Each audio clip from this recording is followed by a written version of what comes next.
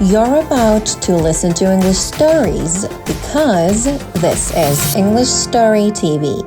The Saviour of Mothers. You call yourselves doctors? I call you murderers. How many mothers have you killed? Why won't you listen? You carry death in your hands. You can't see it, but it's there. I have the proof.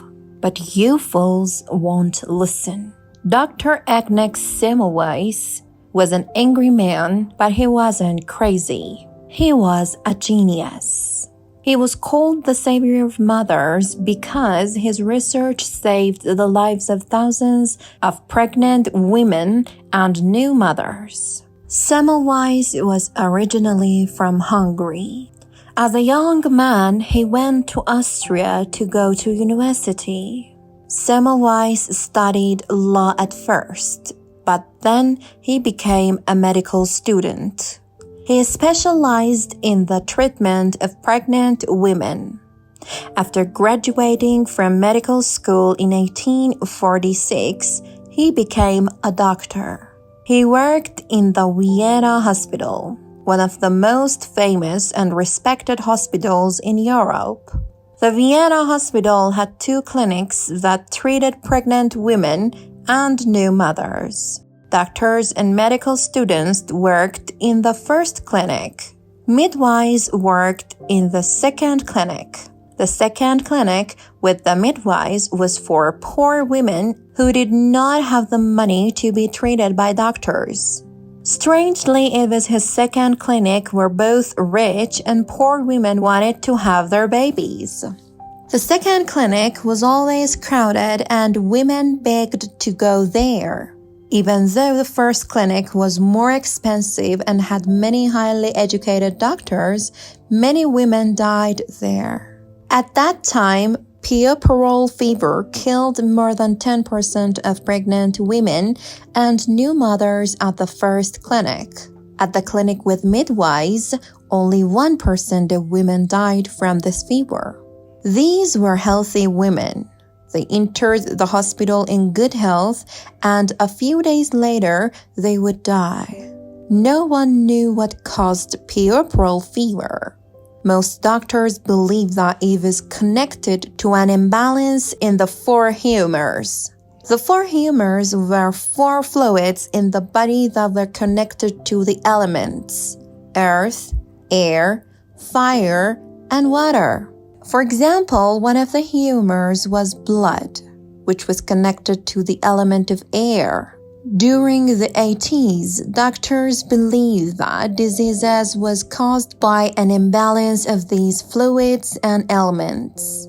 Many doctors believed that problems with blood and air were connected to puerperal fever. They tried getting better air in the hospital, but it didn't help. Other doctors believed that people with puerperal fever had too much blood in the body. Some doctors used leeches to suck blood from the sick person to balance the blood. This also didn't help. Another treatment for puerperal fever was drinking mercury.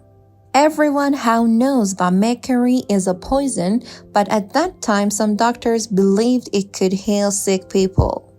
Of course, none of these treatments help. No one knew what to do. Some doctors thought that there was nothing that could be done to stop puerperal fever. Semmelweis was also confused by this problem, but he would not give up. He didn't understand why the women in the first clinic with doctors and medical students did so much worse than those in the second clinic with midwives. Some women were so afraid to go to the first clinic that they chose to have their babies in the street. Even these women did much better than the women who went to the first clinic. Semmelweis looked at all the differences between the 2 clinics, and the only important difference was the people. Around this time, his friend Jacob, a doctor at the hospital, died from puerperal fever. Before he died, Jacob cut his finger while examining a dead body. Semmelweis thought that there might be a connection between the dead body and Jacob cutting his finger. Maybe there was something invisible that traveled from the dead body into Jacob's cut finger. Maybe this made him sick. Semmelweis knew that the medical students often examined dead bodies before treating the pregnant women and new mothers. Maybe invisible particles from the dead bodies were the cause of puerperal fever. Maybe these invisible particles were traveling on the hands of medical students and killing the mothers at the first clinic. Semmelweis tested this idea and he was right.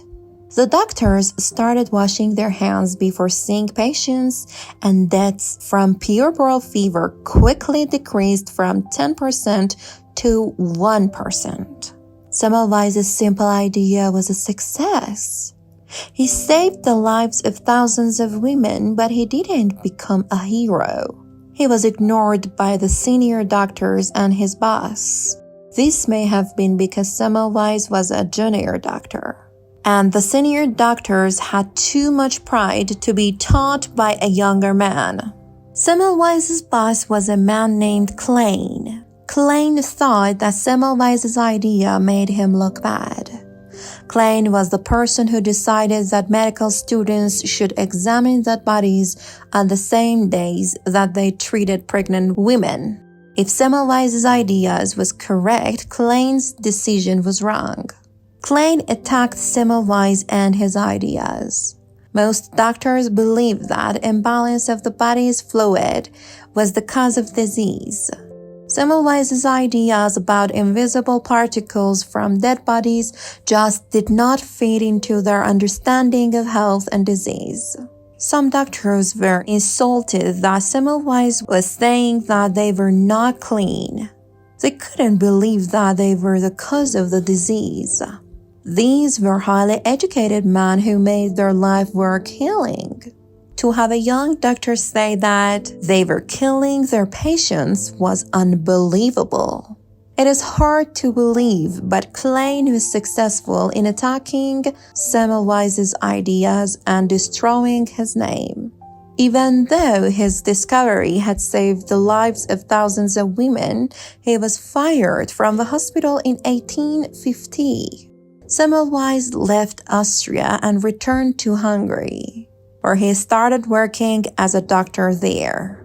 He had similar success in reducing puerperal fever there. He married, had 5 children, and became a successful private doctor, but he was not happy. Over the years, he became increasingly angry. He often changed every conversation to the topic of disease and washing hands.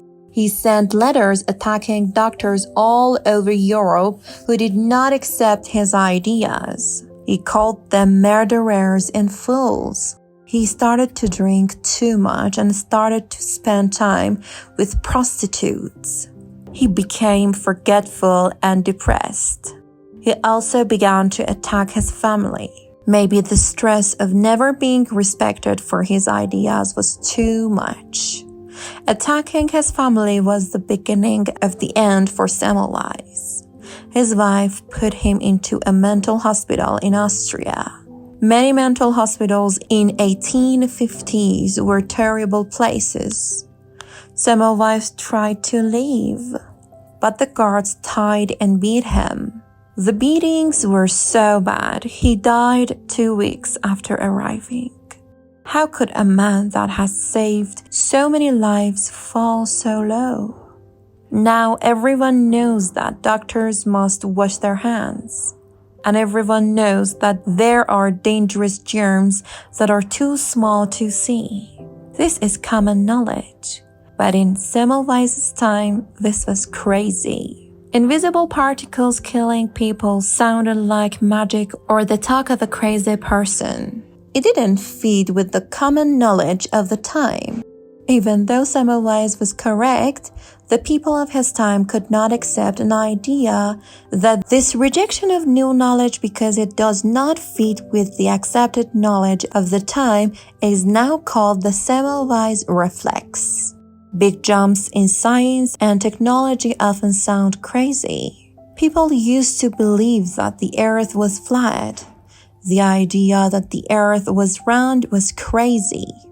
Semmelweis's story reminds us all to stay open to new ideas, even if they are difficult to imagine.